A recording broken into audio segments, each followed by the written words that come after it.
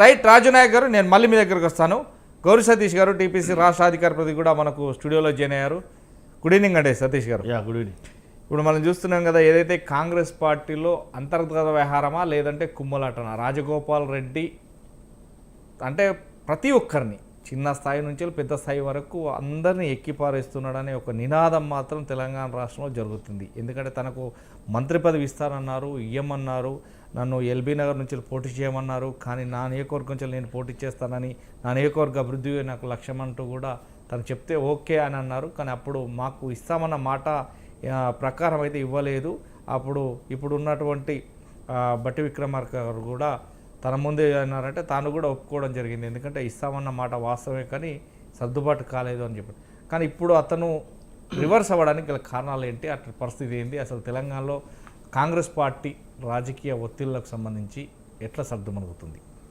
ముందుగా చర్చల్లో పాల్గొంటున్నటువంటి Bharatiya Janata party senior నాయకులు శ్రీవర్ధన్ రెడ్డి గారికి, అదే రకంగా బీఆర్ఎస్ నాయకులు రాజు నాయక్ గారికి, ఉస్మాన్ యూనివర్సిటీ మాజీ ప్రొఫెసర్ వినోద్ గారికి, మీకు అందరికి కూడా సాయంకాల నమస్కారాలు తెలియజేస్తూ, కాంగ్రెస్ పార్టీ ఎన్నికల ముందు స్వయంగా ఏఐసిసి కానీ పిసిసి కానీ కొన్ని సందర్భాలలో రాజగోపాల్ రెడ్డి గారికి ఉన్నటువంటి పరిస్థితుల దృష్ట్యా మీకు ఎంపీ పదవిని గెలిపియండి, మంత్రి పదవి ఇస్తామని చెప్పిన మాట వాస్తవం. అయినప్పటికీ సామాజిక సమీకరణాల దృష్ట్యా ఉన్నటువంటి పరిస్థితులలో వారికి మంత్రి పదవి ఇయ్యలేనటువంటి పరిస్థితి ఏఐసిసి నిర్ణయం మేరకు అనేది మనం అందరం కూడా ఆలోచన చేయాలి. మీరు ఏదైతే అన్నారో కింది స్థాయి నుంచి పై స్థాయి వరకు మీరు ఏదైతే అన్నారో అది పూర్తిగా అసంబద్ధమైనటువంటి అబద్ధపు మాట. ఎందుకనంటే మునుగోడు అభివృద్ధి జరగాల్సినటువంటి అవసరం ఉంది, దాంతోపాటు మిగతా నియోజకవర్గాల అభివృద్ధి కూడా జరగాల్సిన అవసరం ఉంది. కాబట్టి సంక్షేమంతో పాటు అభివృద్ధి కూడా రెండు కోణాలు కాబట్టి ఆ రెండింటిని ప్యారలల్గా చేస్తూ స్వయంగా గౌరవ ముఖ్యమంత్రి గారు, ఉప ముఖ్యమంత్రి గారు, మంత్రిమండలందరూ కూడా సమన్వయం చేసుకుంటూ ఆ కార్యక్రమాలన్నీ కూడా ముందుకు తీసుకెళ్తూ ఉన్నారు. దాంతోపాటు మా మిత్రుడు రాజుగారు మాట్లాడితే చాలా బాధేస్తుంది. ఎందుకంటే ఒక బీసీ బిడ్డగా సింపుల్ ప్రశ్న, స్థానిక సంస్థల్లో 33% ఉన్నటువంటి బీసీ రిజర్వేషన్లను 23% తీసుకెళ్లి 2 పర్యాయాలు ఎన్నికలు నిర్వహించినటువంటి టీఆర్ఎస్ బీఆర్ఎస్ పార్టీ బీసీల గురించి మాట్లాడితే చాలా నవ్వేస్తనేది మనం అందరం కూడా గ్రహించాలి. దాంతోపాటుగా ఎక్కడైతే ఇందాక మా రాజుగారు మాట్లాడినట్టుగా పిసిసి అధ్యక్షునితో పాటు ఇటీవల ప్రకటించినటువంటి పిసిసి కార్యవర్గంలో 62% బీసీలకు స్థానాలు కల్పించినటువంటి ఘనత మాదా కాదా? కానీ 2 సంవత్సరాలు కావస్తున్నప్పటికీ కూడా కనీసం టీఆర్ఎస్ బీఆర్ఎస్ పార్టీ ఇప్పుడున్నటువంటి భారత రాష్ట్ర సమితి కనీసం ఆ పార్టీ అధ్యక్షులు ఎవరు, వర్కింగ్ ప్రెసిడెంట్ ఎవరు, బీఆర్ఎస్ ఎల్పీ లీడర్ ఎవరు, వాళ్ళు చెప్తున్నటువంటి మాటలు యావత్ సమాజం అంతా కూడా ఒక్కసారి గ్రహిస్తుందనేది కూడా మనం అందరం కూడా ఆలోచన చేయాలి. దాంతోపాటు అధికారంలో ఉన్నప్పుడు కనీసం ఎవరైతే ఇప్పుడు మాట్లాడుతున్నటువంటి వాళ్ళు బీసీల గురించి కానీ ఇందాక ప్రత్యేక సమావేశాన్ని భారతదేశంలోనే కాంగ్రెస్ పార్టీ అధికారంలో ఉన్నటువంటి ప్రజాప్రభుత్వమా సామాజిక మార్పు కోసం ఇక్కడ అసెంబ్లీని ప్రవేశపెట్టింది, గతంలో అధికారంలో ఉన్నటువంటి బీఆర్ఎస్ పార్టీ ఒక్కసారి ఆత్మపరిశీలన చేసుకోవాలి. అవన్నీ మర్చి మనం ఏది మాట్లాడితే అది ప్రజలు యాక్సెప్ట్ చేస్తారంటే ఎవరు చేయలేం. అల్టిమేట్గా ప్రజలు ఏ విధంగా నిర్ణయాన్ని వారి విలువైనటువంటి ఓటు ద్వారా నిర్ణయం చూపించారో మనం ప్రత్యక్షంగా చూసినాం.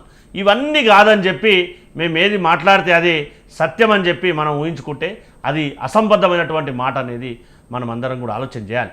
దాంతోపాటు ఏదైతే తెలంగాణ రాష్ట్రంలో ఖచ్చితంగా సామాజిక మార్పు దిశగా ఎవరెంతో వారికెంత అనే నినాదంతో తెలంగాణ రాష్ట్రంలో ఖచ్చితంగా బీసీలకు సముచితమైనటువంటి స్థానాన్ని, దాంతోపాటు భారతదేశంలో ఇతర రాష్ట్రాలు కూడా ఎవరు కూడా భారతదేశంలో మొట్టమొదటిగా ఏదైతే ఎస్సీ కేటగిరైజేషన్ సుప్రీంకోర్టు ఆదేశాలకు అనుగుణంగా చట్టం చేసినటువంటి ఘనత ప్రజాప్రభుత్వందా కాదా? ఇవన్నీ సామాజిక మార్పులో భాగమా కాదా? వాటికి అనుగుణంగా చట్టం చేసినటువంటి ఘనత ప్రజాప్రభుత్వందా కాదా? ఇవన్నీ కాదు మేము అధికారంలో ఉన్నప్పుడు మర్చిపోయినాం లేదా? దాంతోపాటు సూటి ప్రశ్న భారతీయ జనతా పార్టీ ఎక్కడైతే అసెంబ్లీలో దానికి బిల్లుకు ప్రతిపాదన తెలిపి దానికి సంబంధించినటువంటి బిల్లుకు ఆమోదం తెలిపి ఢిల్లీలోకి వెళ్ళి బీసీ బిల్లు పైన నెగిటివ్గా మాట్లాడమంటే ఒక్కసారి ఆలోచన చేయాలి. యావత్ తెలంగాణ సమాజం అంతా కూడా భారతీయ జనతా పార్టీకి 8 మంది ఎంపీలను ఇచ్చిండ్రు, 8 మంది ఎమ్మెల్యేలు ఇచ్చిండ్రు. తెలంగాణ ప్రజలు చేసినటువంటి అన్యాయం ఏంది, ఎందుకు వీళ్ళకు రిజర్వేషన్లు కల్పించొద్దు అని చెప్పి కూడా భారతీయ జనతా పార్టీ ఒక్కసారి ఆత్మపరిశీలన చేసుకోవాలని చెప్పి ఒక బీసీ బిడ్డగా ఒక్కసారి ఆలోచన చేయాలి.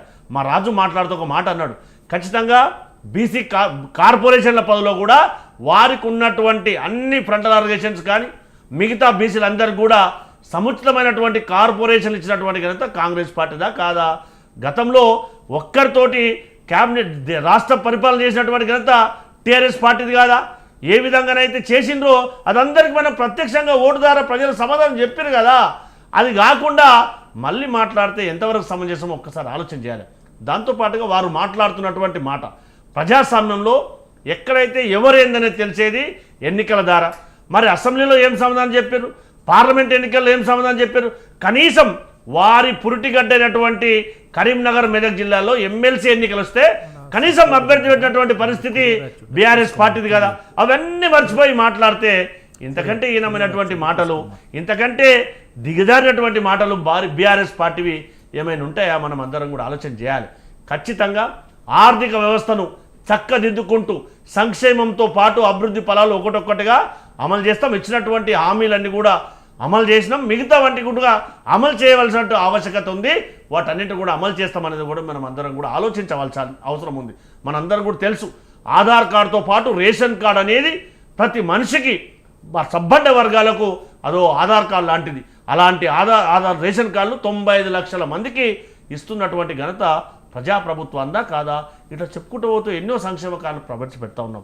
ఖచ్చితంగా సామాజిక మార్పు దిశగా ఏదైతే రాజగోపాల్ రెడ్డి గారు చెప్పినారో దాన్ని పార్టీ ఆలోచన చేస్తుంది. ఏం చేస్తే బాగుంటుంది అనేది కూడా ఆలోచించే అవకాశం ఉంటుంది. సరే, గెలుపుకు రకరకాల ప్రభావాలు ప్రభావితం చేస్తాయి కాబట్టి వారు కూడా నల్గొండలో గెలవడానికి ఒక విధమైనటువంటి ఒక యంత్రాంగం, అంటే వారు కూడా వారికి ఉన్నటువంటి సామర్థ్యం మేరకు నల్గొండలో కాంగ్రెస్ పార్టీ గెలవడానికి కూడా వారు సహకారాన్ని అందించారో ఎవరు అవునన్నా కాదన్నా వాస్తవం అనేది కూడా మనం అందరం కూడా గ్రహించాలనేది కూడా మీద అప్పీల్ చేస్తూ ఉన్నాం. సతీష్ గారు అదే, ఎందుకంటే రాజగోపాల్ గారు అనేది ఒకటే, రాజగోపాల్ రెడ్డి గారు ఏదైనా కానీ 9 నియోజకవర్గాలు ఉన్నదానికి 3 మంత్రి పదవులు ఇచ్చారు, 12 నియోజకవర్గాలు ఉన్నదానికి మాకు ఇస్తే తప్పేంటి? మాకు ఇద్దరు అన్నది సమర్థవంతరమే కదా, ఖచ్చితంగా సమర్థవంతరం, ఇచ్చిన మాట ప్రకారం మాకు ఇస్తే తప్పేంది, అయినా పర్లేదు నా నియోజకవర్గాన్ని అభివృద్ధిలో నడిపియండి అని మాట్లాడుతున్నాం. అందుకే నేనేం చెప్పాను ఇందాకనంటే మునుగోడును డెవలప్ చేయవలసినటువంటి అవసరం ఉంది. ఒక ఫ్యామిలీలో 2 మంత్రులు అనేది సాధ్యాసాధ్యాలు అనేది ఏఐసిసి కానీ పిసిసి ఆలోచించే అవకాశం ఉంటుంది. అట్లానే రాజగోపాల్ రెడ్డి గారిని దూరం పెట్టే అవకాశం అనేది ఉండదు. ఖచ్చితంగా వారికి ఇచ్చే సముచితమైనటువంటి స్థానాన్ని కాంగ్రెస్ పార్టీ ఇచ్చే అవకాశం ఉంటుంది. ఖచ్చితంగా మునుగోడు అనేది గతంలో గజ్వేల్ను ఏ విధంగానైతే డెవలప్ చేసుకున్నారో సిరిసిల్ల అట్లా కాకుండా తెలంగాణ రాష్ట్రంలో ఉన్నటువంటి ప్రజాప్రభుత్వం అన్ని నియోజకవర్గాలను డెవలప్ చేయడానికి కంకణం కట్టుకొని ఆ విధంగానే ప్రయత్నం చేస్తూ ఉంది.